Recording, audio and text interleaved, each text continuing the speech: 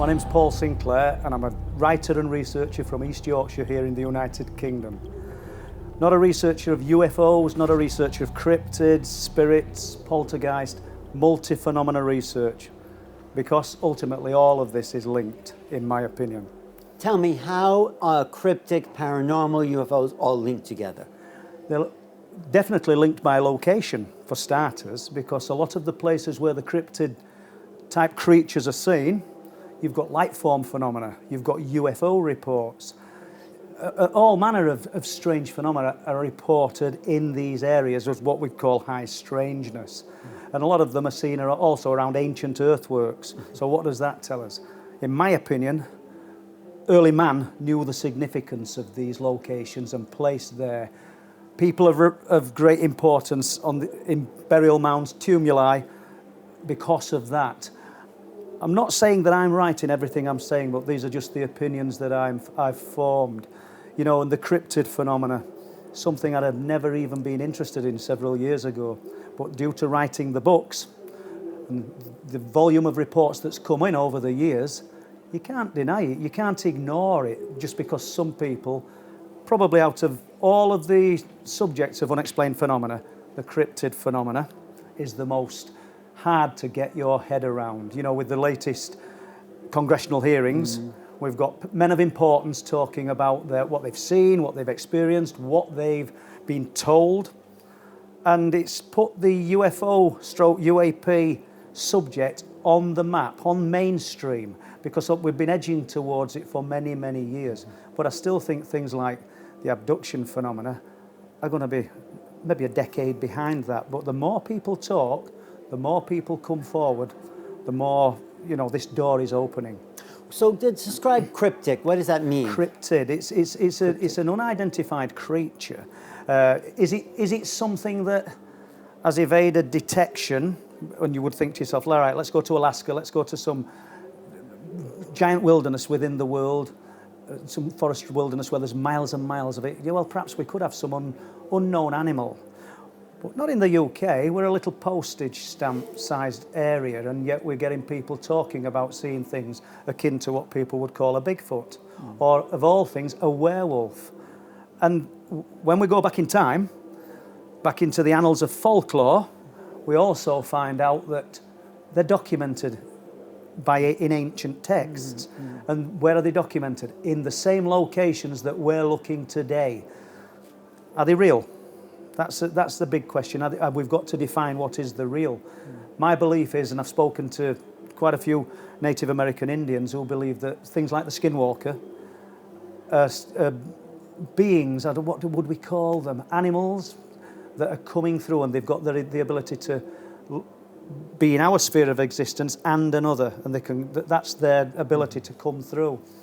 It's a difficult one for people to get their heads around. Well, I believe you, but the big question is, what is happening in the earth that creates these doorways, these openings, Well, you've just said it yourself, the big question. In a lot of these areas, you know, there are magnetic anomalies. Are the magnetic anomalies responsible for it, or are they thin areas within places around the earth that allow the unexplained phenomena to come through? And then we have to ask ourselves, is this many types of unexplained phenomena, or is it one all-encompassing phenomena that's presenting as many things? So phenomena and phenomenon, are we dealing with multiple, or are we dealing with just a singular? And I don't have the answer to that, but I think there are all the questions and theories that need to be thrown out there. Well, talk about how did you get into this? Did something happen to you personally there, Paul? Yeah, definitely. Talk about it. Childhood, from the ages of about 4 years old, living in a little village in South Yorkshire here in the UK, I saw with my father a UFO. And without going deep into family relationships, Dad weren't a great talker and didn't spend a lot of time with me. But he woke me up to look at this object that looked like it were travelling along the rooftops of the nearby town of Mexborough.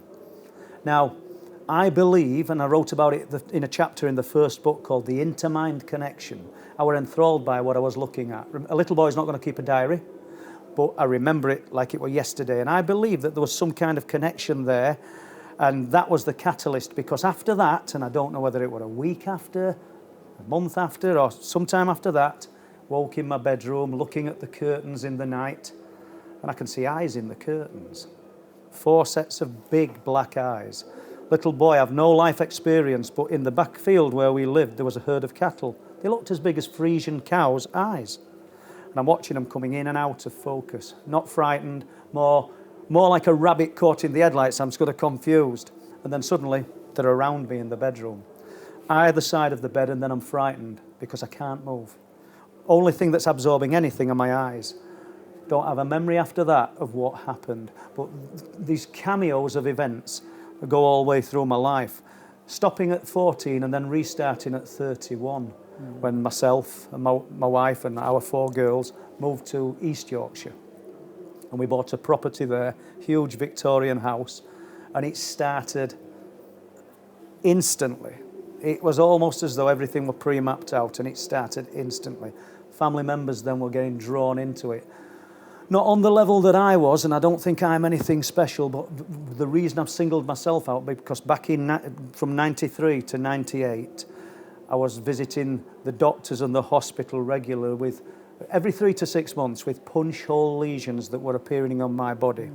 I've got the scars. I've just done a talk about the very thing and supplied the photographs, some of them that were taken back in the 90s. The doctors were perplexed. Of course, I never said back then that I thought beings of unknown origin had done this. The doctors thinking someone's doing it to me, because they were like bullet holes, the ones that appeared in me back in 1997. And obviously, if I'd have said that, there'd have been some kind of psychiatric report done on me, without doubt. So I just sat in silence about it. The trauma of sitting in silence and the pressure of telling somebody and not being believed, one outweighed the other. I preferred not to say anything. And this is the first time I've really been speaking about it. Oh, congratulations. Do you think they're negative? Could there be any positive? I mean, are they talk about that? Yep. Yeah, good question. Repeat the question. Right. Do I think they're negative or positive? I think they're both. My own experiences have been negative, and hence I say no love and light in the night. But I do realise that there are other people who've had euphoric, life-changing experiences with these otherworldly beings. And I'm not in a position to say that, oh no, that hasn't happened. But I just think that there's many shades in between what's happening to people. And my experiences were fearful and just full of fear throughout childhood, and especially in the 1990s, 93 to 97, absolutely terrifying, to be honest. Are crop circles related to this at all? Crop circles may be related to this. I think once again we've got to go by association that when the unexplained phenomena is presenting, be UFOs or even poltergeist type activity, if you do the research and you research deep enough, looking archives, you go to libraries, go through microfilm machines and correlate dates in close proximity, not on every occasion, but you do have crop circles appearing. So yeah, there is a definite link to all of these things. So let's talk about, these are doorways to where do you think, of course you might not know, other worlds, other dimensions, parallel. I mean, something is happening for sure. It's real. I totally believe it. I've had where's these doorways to, would you think? I think we're looking into another sphere of existence. Whether we want to call it a portal, whether we want to call it a doorway, they're all good, but they're only words for the same thing, in my opinion. And into another realm. Let's talk about missing people temporarily, because I realise how it's such a evocative and sensitive subject. And even though I've written about it, it's not something I talk about and find it entertaining. But let's play with the idea. People go missing on the Clifftops of East Yorkshire. Have they entered one of these portals, one of these doorways? Have they inadvertently come across this whilst walking on the Clifftops? Because a lot of time these people have just vanished out of sight. You'll never get Paul Sinclair saying, yes, that's what's happened, because we just don't know, and we have to treat it with respect. But, on the other side of the coin, we have also got to acknowledge the fact that these people have gone missing in highly unusual circumstances. There's never been bodies found. There's never been. We're right on the edge of the North Sea. We've not found anything. They've just vanished off the face of the earth.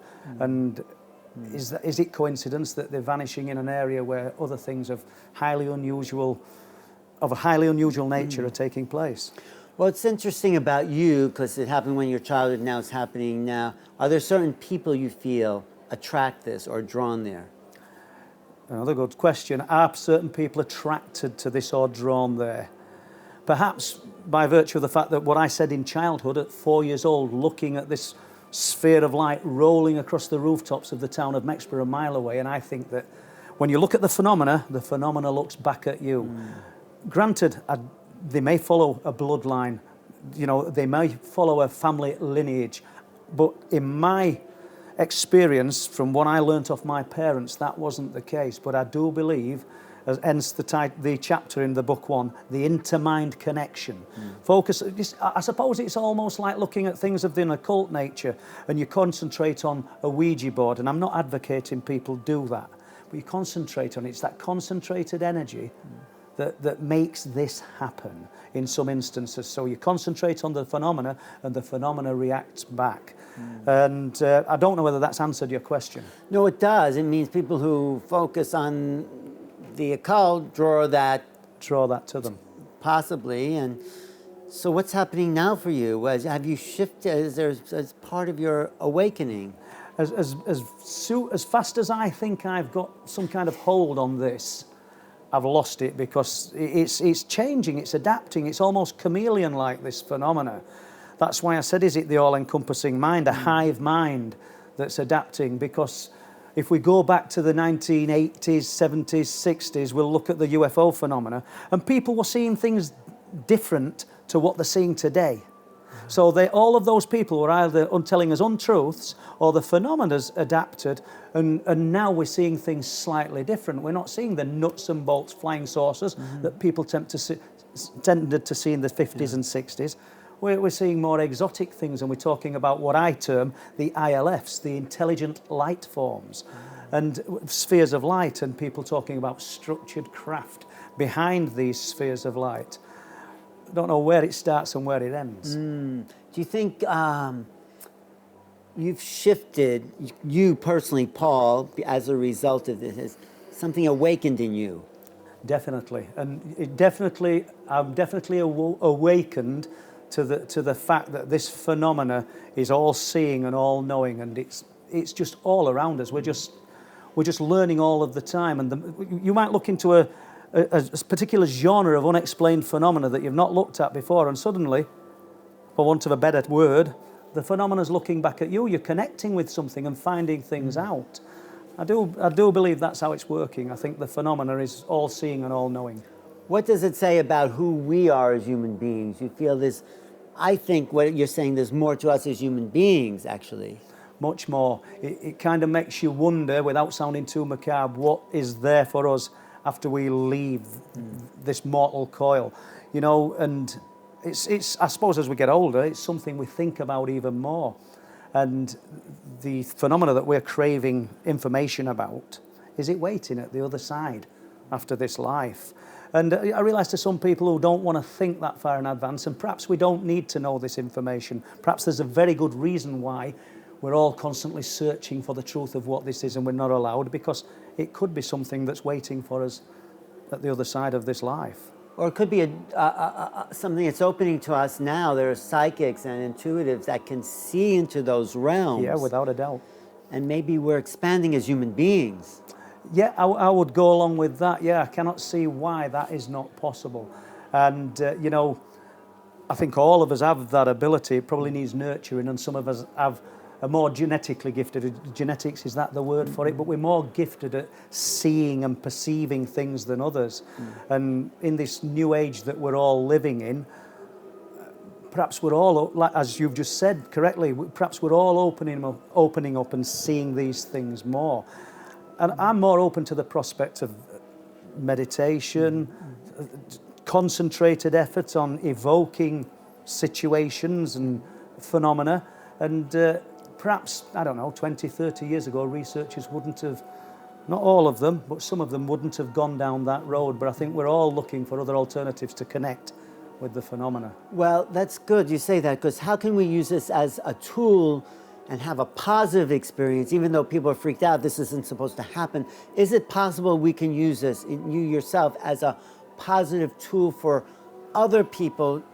Could even be a technology. Perhaps even as a collective, people could, you know, I think if you concentrate on like attracts like, and if you concentrate, I don't know how it occurred to me in childhood because I'm just a little boy, innocent really, but I suppose if you concentrate on the darker side of things, then that's what you're gonna encounter. But likewise, the better side of this, mass concentration, singular concentration on the good of what can come out of the phenomena, just concentrating on it, and I think we'll have experiences and it will connect with us.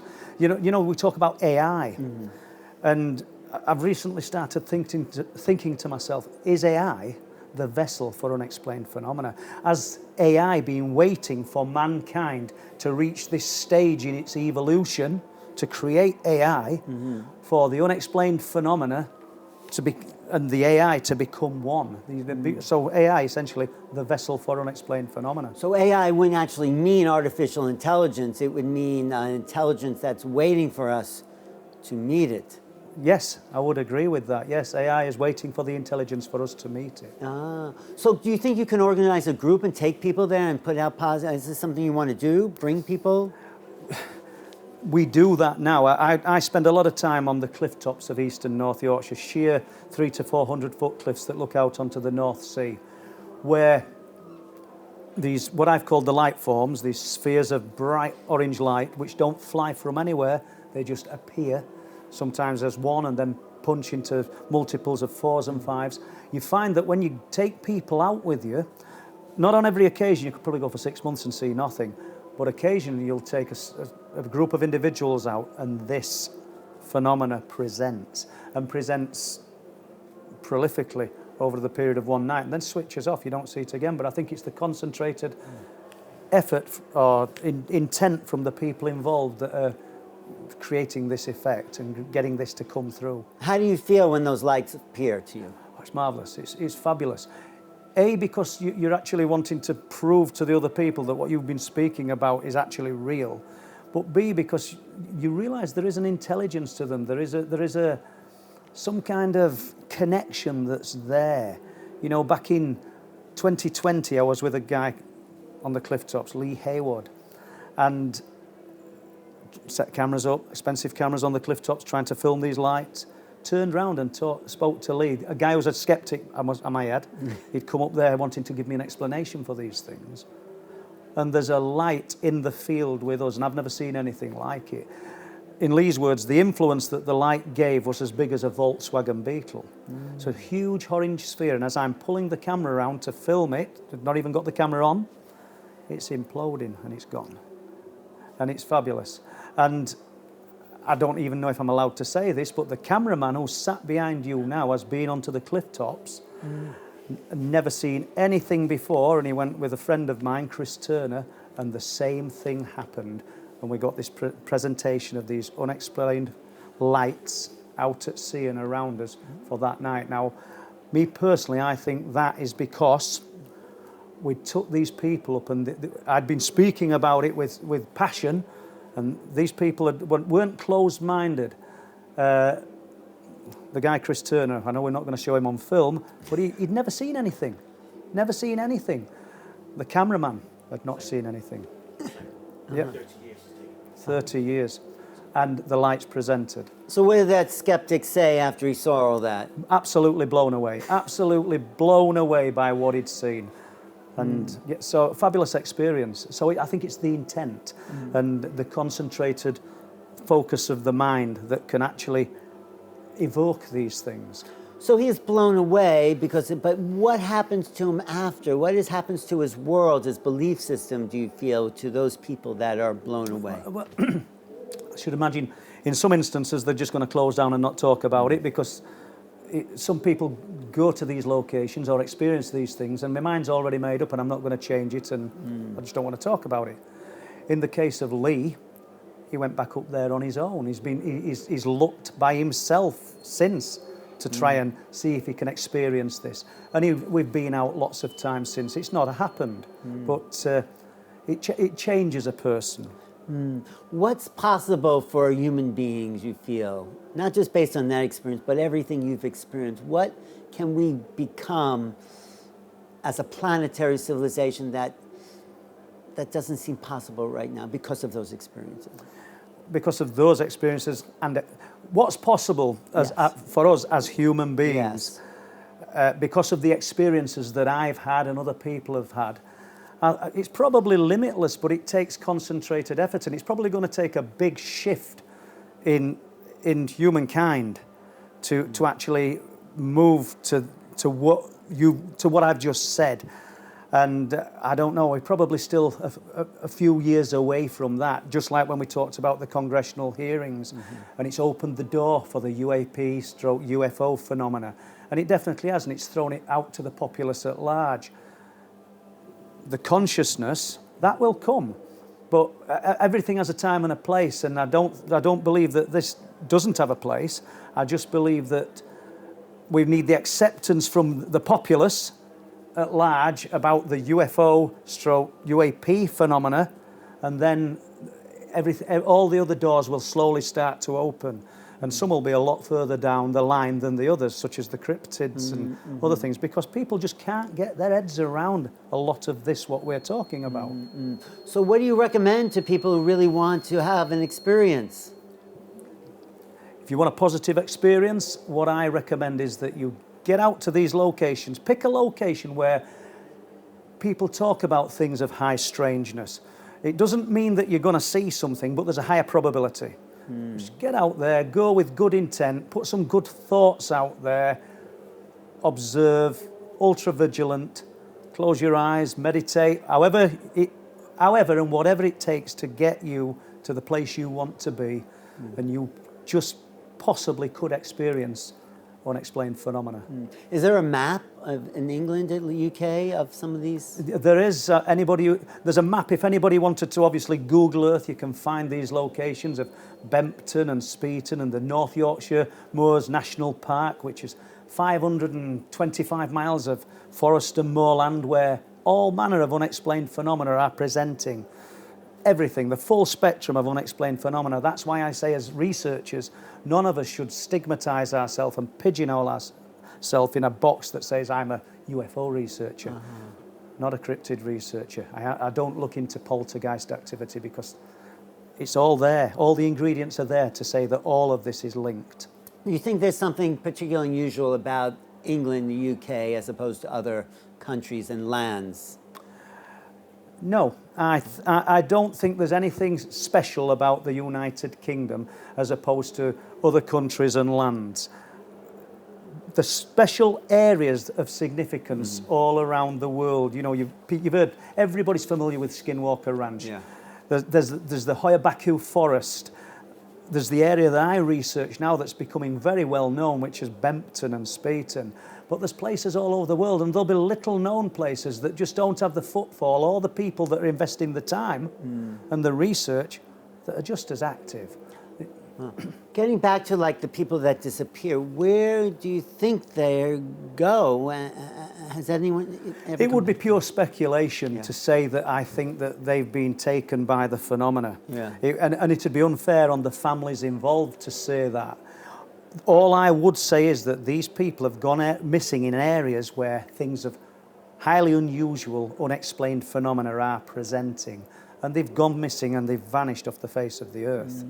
I believe you, but I'm sure there's people that come up to you and say, you're making it up, it's crazy. How do we get to those people? You have to drag them out? No. we don't get to people who don't believe anything that, such as myself saying, or other researchers. There's no point. I'm not after converting anybody.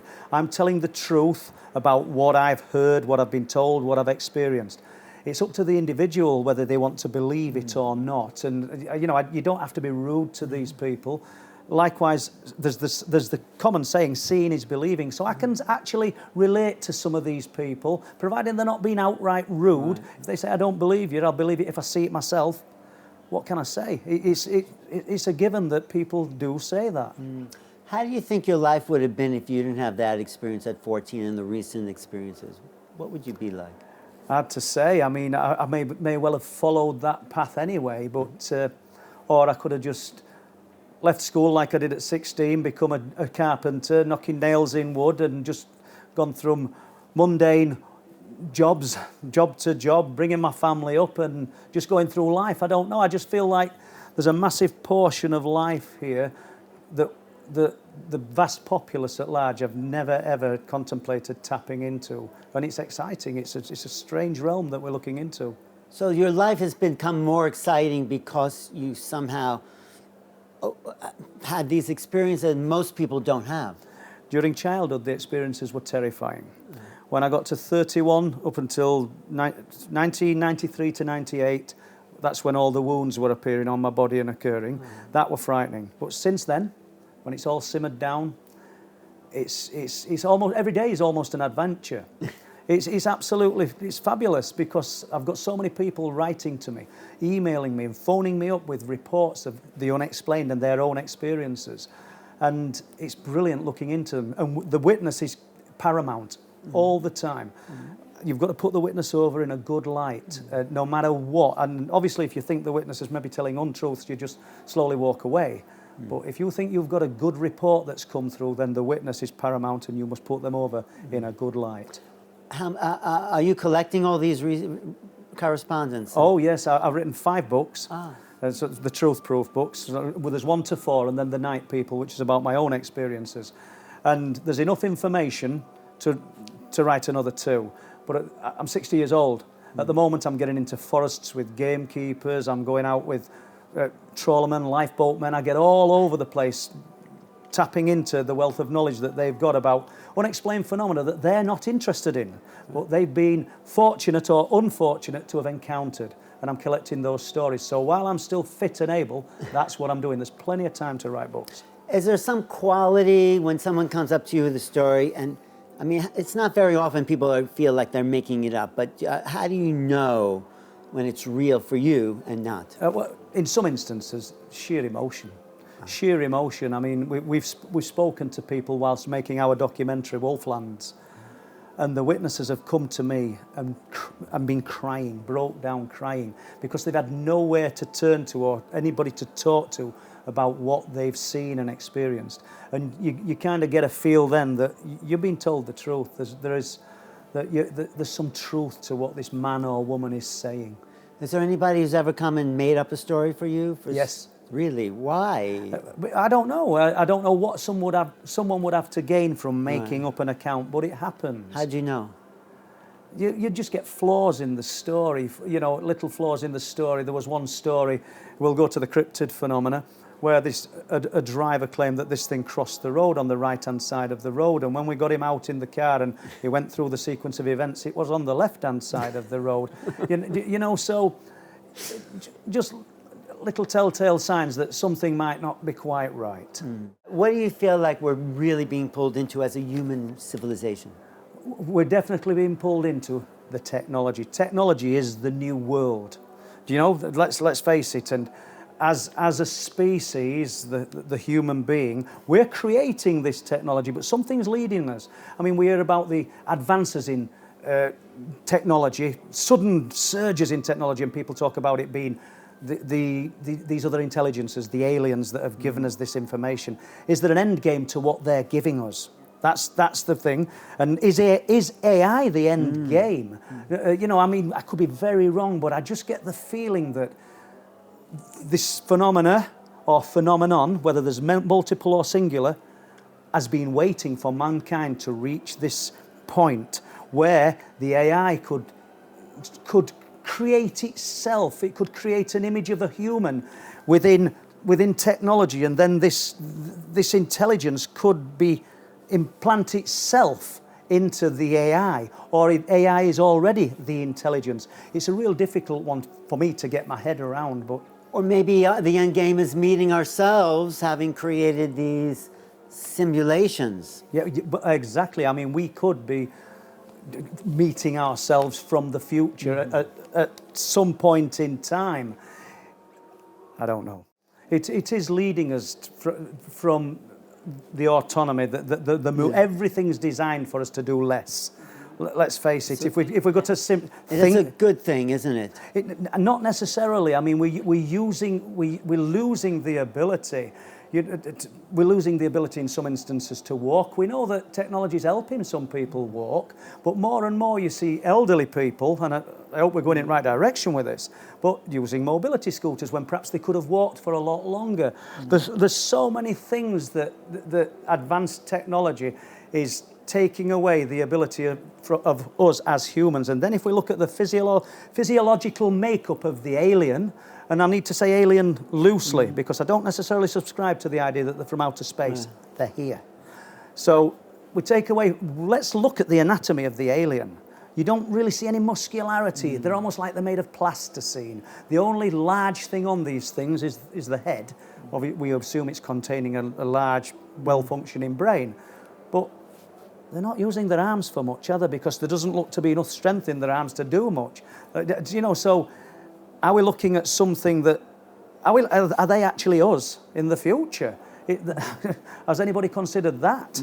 Maybe we're here to maintain the physical body while expanding our brains as well, become a hybrid of sorts. Yeah, maybe we are becoming hybrid, and maybe the AI will lead us down that route. We've got artificial eyes, things that can be fitted to enable people who can't see to see. We're almost all in kit form now. As we get older, we've got hearing aids, we've got knee implants, hip implants. I mean, it's just going to run and run and run till we are hybrids. I know, but on the other side, the planet's a mess. Pollution, climate change, fires across North America, the hottest temperatures ever recorded. Maybe there's a positive aspect of the future we're moving toward. Well, I don't know, because if this intelligence had the good intention of mankind in its sights, would it be allowing all of this to happen? And I'm not so sure that it does. And what we touched on the aspect of my interaction in childhood, and it was not good. No Love and Light in the Night was the title of the talk. There's other people talking today, great people, but everything's euphoric and just absolutely wonderful. Their interaction with these beings. My gut feeling is that these beings are the same beings that interacted with me. They just want a different not end game, but a different thing out of whoever it is they're interacting with. Or maybe you're different, and maybe, children have, I'm not saying it's true, but children have fear, and now you're mature, you've seen a lot of the world, you're taking it in as wonder. Good point. Now I'm older, 60 years old. Yeah. Am I taking this in as awe-inspiring and absolutely wonderful? Yeah, I am, yeah, it's fabulous. Do I still get that niggling little thought in my mind that these beings of unknown origin might appear in my bedroom one night? Yeah, that's terrifying. So it's a difficult one. So what do you want people to take away from this, from you, from your research? What would be the thing that could inspire them or help them discover themselves? I would say to anybody listening to this who wants to go on a journey of their own to look into this subject that we're all immersed in, go in it with an open mind.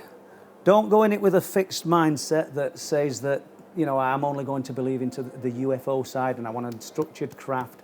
Go in, talk to the people who meditate and say that they travel to these other realms. Talk to the cryptid researcher, talk to the spiritualist.